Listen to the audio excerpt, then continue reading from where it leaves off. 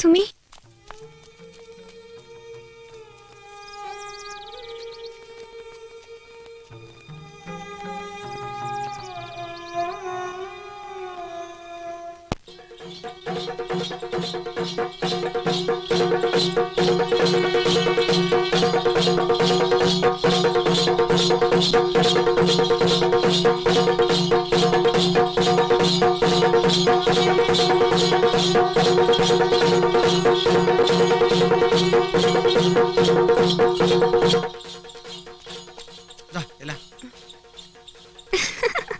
ഇതിങ്ങനെയല്ലേക്കാ നടുമുറിച്ച് ദേ ഇതുപോലെ.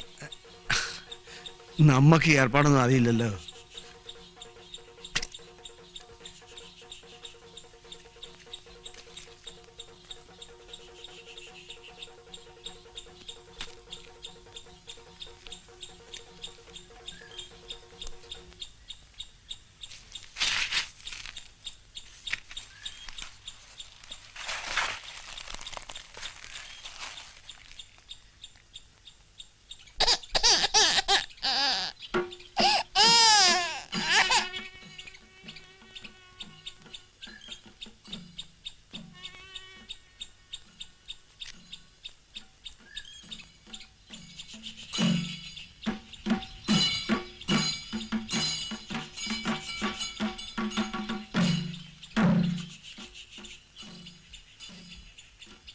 വേണ്ട വേണ്ട, ആ വീട്ടിൽ പോണ്ട, ഇങ്ങോട്ട് കടന്നോ.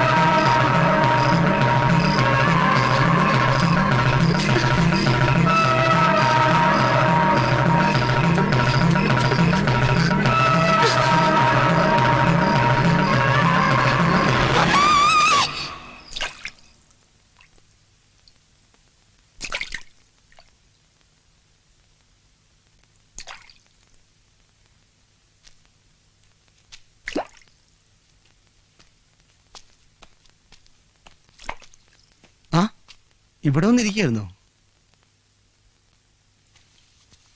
ഇക്ക, ഞാൻ ഇന്നലെ ഒരു സ്വപ്നം കണ്ടു. ഒരു ഭീകര രൂപം എന്റെ പിന്നാലെ വന്നു. പക്ഷേ അതിന് എന്റെ തന്നെ ഛായയായിരുന്നു. എന്നാ പിന്നെ എന്നെ ഒന്ന് വിളിച്ചൂടായിരുന്നോ? ഞാൻ എണീറ്റ് വന്നതാ. ഇക്ക നല്ല ഉറക്കായിരുന്നു. അത് കണ്ടപ്പോ വിളിക്കണ്ടാന്ന് തോന്നി.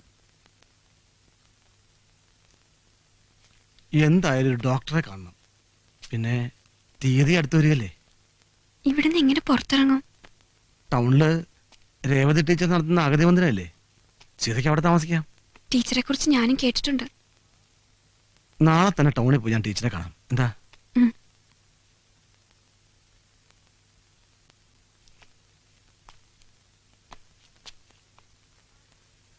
ആ കുട്ടി ഇവിടെ താമസിപ്പിക്കാൻ ബുദ്ധിമുട്ടാണെന്നാ ടീച്ചർ പറഞ്ഞത്. എനിക്ക് ടീച്ചറെ ഒന്ന് കണ്ടൂടെ? മാഡം. യെസ്. കാര്യങ്ങളെല്ലാം സൂസനോട് പറഞ്ഞിരുന്നല്ലോ. അങ്ങനെ പറഞ്ഞൊഴിയരുത്. കുറച്ച് ദിവസത്തേക്കെങ്കിലും. മിസ്റ്റർ അബുവിന് ഞാൻ പറയുന്നത് മനസ്സിലാകുന്നില്ല. അതിവിടുത്തെ മറ്റ് അന്തേവാസികൾക്ക് ബുദ്ധിമുട്ടാകും. കേട്ടറിഞ്ഞു വന്നതാ. അല്പം കരുണ കാണിക്കുന്നു കരുതി. ഇക്കാര്യത്തിൽ ഞാൻ ഹെൽപ്ലെസ്സാ. ആ കുട്ടിയോട് എന്തെങ്കിലും വിരോധം ഉണ്ടായിട്ടൊന്നും അല്ല. വേറെ എന്ത് സഹായം വേണമെങ്കിലും ഞങ്ങൾ ചെയ്യാം. വേറെന്ത് സഹായം? എന്നാ പിന്നെ തണല് പുറത്തുള്ള ബോർഡിൽ മാത്രമേ ഉള്ളൂ, ഇല്ലേ മാഡം? മിസ്റ്റർ, വാക്കുകൾ ഉപയോഗിക്കുന്നത് സൂക്ഷിച്ചു വേണം. അറിയാം.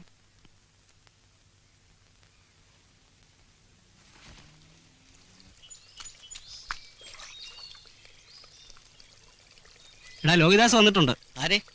സിനിമാ സംവിധായകനെ. ഷൂട്ടിങ്ങിനാ? ഏയ് നമ്മുടെ സീതയുടെ വീട് അന്വേഷിച്ച് വന്നതാ. ഞാൻ കാട്ടിക്കൊടുത്തിട്ടുണ്ട്. ആ, എന്താ സീതയായിട്ടേക്ക്? അവളുടെ കഥ സിനിമാക്കാനായിരിക്കും. ഏയ് അയാളുടെ കൂട്ടുകാരനായിരുന്നു ചത്തുപോയ ഉണ്ണി. അവൾക്ക് എയ്ഡ്സാന്ന് പറഞ്ഞില്ലേ അയാളോട്? എന്ത് പറഞ്ഞാണ് നിന്നെ ആശ്വസിപ്പിക്കേണ്ടതെന്ന് എനിക്കറിയില്ല. ഉണ്ണി ഒരു ഫ്രണ്ട് മാത്രമായിരുന്നില്ല, എനിക്ക് അനുജനെ പോലായിരുന്നു. അവൻ ആത്മഹത്യ ചെയ്തെന്ന് ഇല്ല, ഞാൻ വിശ്വസിക്കില്ല. ഞാനും വിശ്വസിക്കുന്നില്ല. എന്നെയും എന്റെ വയറ്റി വളർന്ന കുഞ്ഞിനെയും മറന്ന് ഉണ്ണി അത് ചെയ്യില്ല. പിന്നെ എന്താണ് സംഭവിച്ചത്? എനിക്കറിയില്ല. സീത നോക്കൂ, ഞാനൊരു കാര്യം പറഞ്ഞാൽ കുട്ടി അനുസരിക്കൂ. നമ്മൾ എത്ര കരഞ്ഞാലും നഷ്ടമായതൊന്നും തിരിച്ചിട്ടില്ല. സഹിക്കണം. ഉണ്ണി എനിക്ക് നഷ്ടപ്പെട്ടു. ഞാനത് സഹിക്കുക. പക്ഷെ എനിക്കിത് അച്ഛനും അമ്മയും നാടും വീടും എല്ലാം നഷ്ടപ്പെട്ടു. ഈ ഭൂമിയില് ഞാൻ തനിച്ച. എന്തിനാ ഞാൻ ജീവിക്കുന്നേ? ആര് പറഞ്ഞു തനിക്കാണെന്ന്? നിന്റെ ഉള്ളിൽ ഒരു പുതുജീവൻ വിടരുന്നില്ലേ? അത് നിന്റെ ശരീരത്തിന്റെ ഭാഗമാണ്, ആത്മാവിന്റെ ഭാഗമാണ്. അതിനോട് കാരുണ്യം കാട്ടണം, സ്നേഹം കാട്ടണം. ആ കുഞ്ഞ് നിന്റെ എല്ലാ സങ്കടങ്ങളും തീർക്കുമെന്ന് പ്രതീക്ഷിക്കാം. പ്രതീക്ഷകളാണല്ലോ നമ്മളെയൊക്കെ ജയിപ്പിക്കുന്നത്.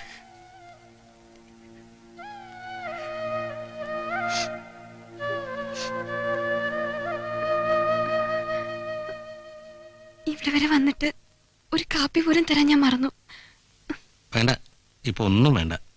ബോംബെയിൽ ഞാൻ വരുമ്പോഴൊക്കെ കുട്ടി എനിക്ക് ഒരുപാട് വെച്ച് വിളമ്പിട്ടില്ലേ. ഞാൻ ഇറങ്ങുന്നു. ഞാനിപ്പോൾ കോഴിക്കോടിന് പോകുന്ന വഴിയാണ്. അടുത്ത ആഴ്ച ഞാൻ ബോംബെ പോകുന്നുണ്ട്. എൻ്റെ പടത്തിൻ്റെ ഒരു 5 ദിവസത്തെ വർക്ക് അവിടെയുണ്ട്.